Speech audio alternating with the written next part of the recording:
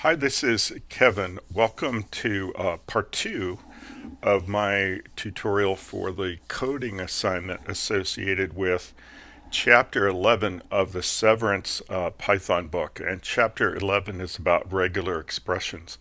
So, in this part two, we're going to be doing some finding with regular expressions, and we're going to use a find all, which is going to find and extract the strings of interest.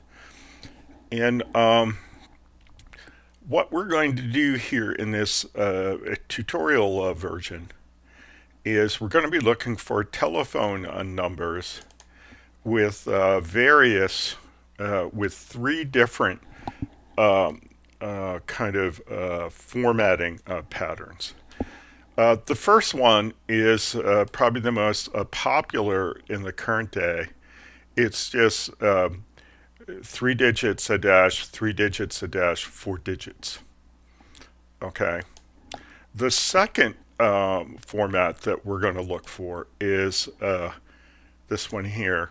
Uh, Three digits a dot, three digits a dot, four digits.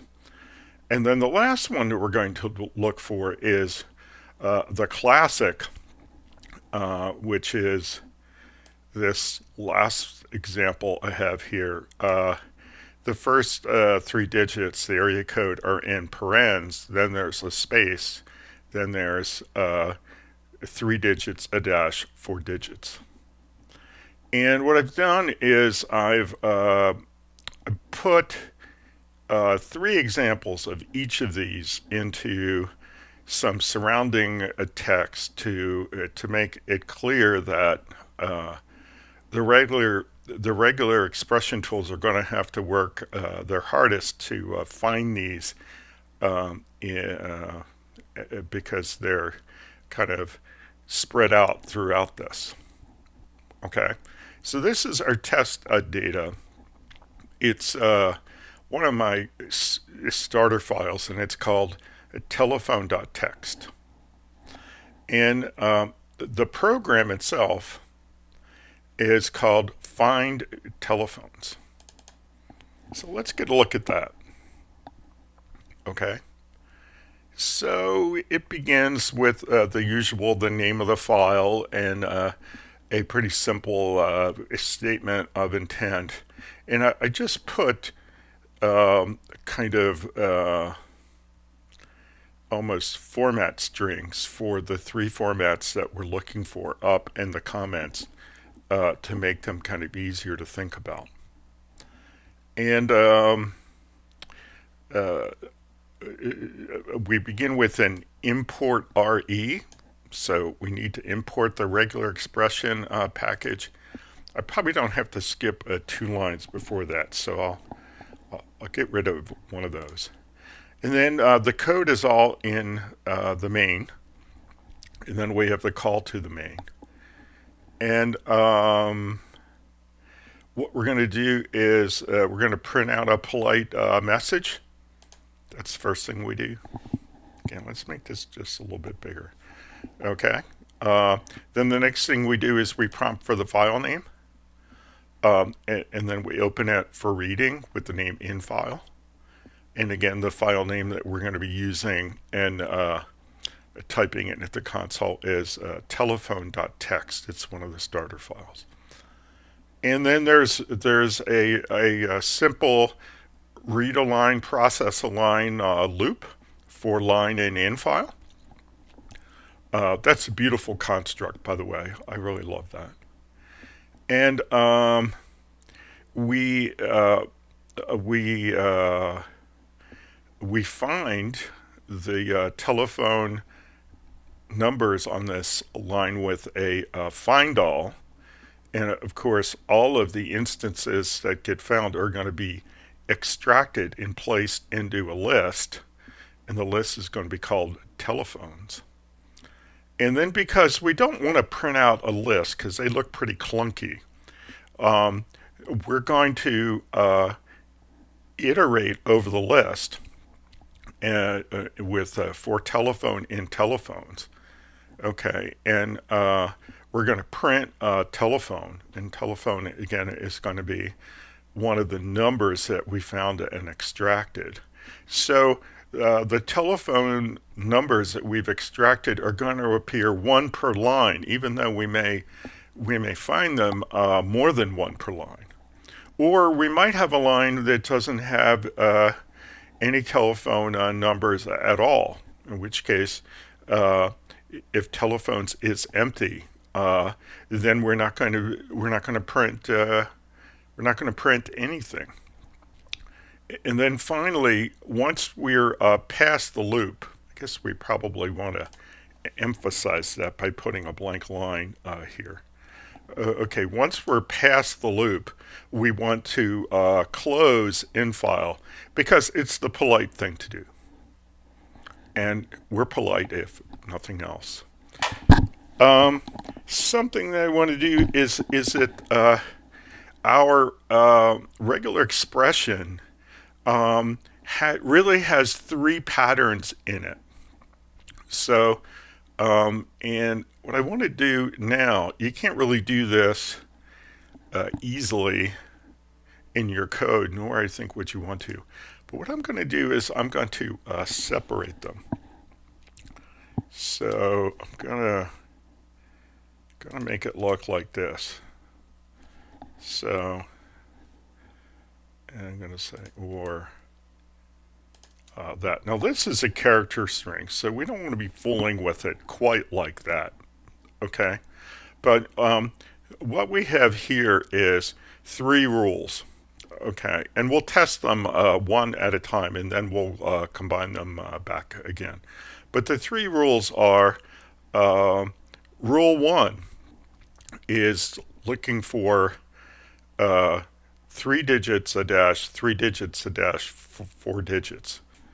Okay, and then we have the or bar. So we say, oh, okay, the first part, that's one way to satisfy the pattern.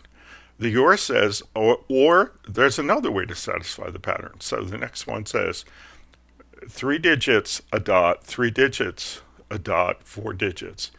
And you will notice that there is a backslash before the dot. That's because the dot has a significance as a meta character. Okay? And that's its normal meaning when it appears in the pattern. It means any character can appear here. So if we want it to be a literal dot, we need to escape it with the backslash. Interestingly, the D for digit is the exact opposite. When a D appears in a pattern in this context, it's a literal D. Okay, that's its primary meaning. When you want to signal that you want the meta character for digit, you have to escape the D. So it can kind of play either way. Okay, the escaping is just it's just a switch. Okay, and they decided what the primary meaning of the character was going to be, just kind of on the basis of how often you would use it for that. Like for instance, normally if you're reading along and you see a lowercase d, you probably think it's a literal D. On the other hand, we don't search for periods a lot. So if you want a period, you need to escape it. Okay, so we need to do that. And then the third version is a left paren, three digits, a right paren, a space, three digits, a hyphen, four digits. And notice that we had to escape the left and the right parens because the normal meaning of a paren is that it's a meta character. Okay? And so if you want to look for a literal paren and not have the paren interpreted as one of the meta characters in your pattern, you have to put a backslash in front of it. Okay, so these are the things that we're looking for. We've essentially got three rules that are separated from each other by two of these, OR symbols. I call them OR bars. Okay, and then, here's what I'm going to do. I'm going to undo the changes that I showed you here. And let's get back to that. So that's the original, okay? And let's just hold on to a copy of this, and we'll manipulate the line, okay? So here's what we're going to do. We're going to take, we'll just take the first one, okay? And we'll toggle it into a comment, so we can always go back and get the original version. Okay, so let's get rid of rules 2 and 3. Okay, let's just use rule 1 and make sure that we can find the very popular format of all dashes. Okay, and of course we're testing by inspection here, so we're going to look at our test data. And when we look at this, we're going to say, well, how many of those have we got? Well, we've got one on line 1, number 2 is on line 2, and then the third one is down on line 6. So we're expecting to find 3 of them. All right? We have, and we've got several lines here. They're not blank lines, but they don't have any examples that fit the pattern. Right? All right, so let's run find telephones, okay? And here we go. Let's give it the final name, telephone.txt. And it's really nice. It found 3 telephones with that format. Well, geez, that's just what we had. And even better, on the lines where we didn't find anything at all, we didn't print anything at all. Okay? So this nested for loop where we do the printing, it's a very kind of elegant construct. It's taking things that are coming to us in lists, and it's printing them out in a column. Okay, so if we get more than one, it prints out more than one entry in the column. If we get 1, it prints out 1. If we get 0, it doesn't print anything in the column at all. So again, I think it's a very elegant kind of construct. And it looks great. And of course, we close the file, which is always the polite thing to do. In very large programs, especially programs that you write that run inside of something like a web server that have a fairly long life, all these kind of files and input-output resources, it's very important to close them because they can become a memory leak. They take up a lot of memory, and if you've got to close them, they can, kind of hang around and create a degrading computing environment over time in your web server or something like that. And generally speaking, even without that, it's polite to close all the files that you open. It's considered a good programmer practice. Okay, well, that worked great. Let's do the following thing. Let's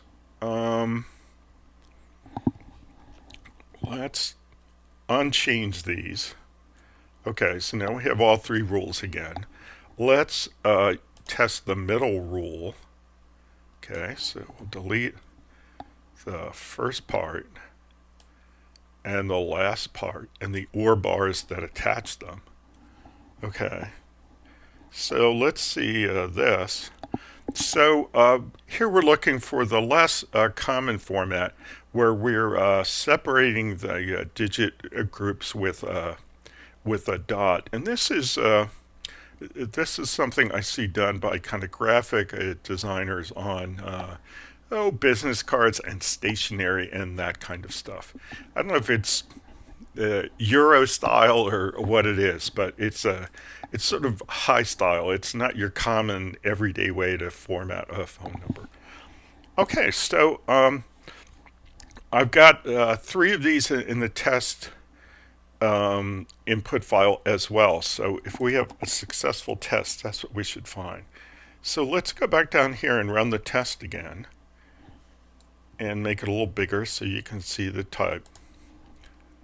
Okay, and it's telephone.text.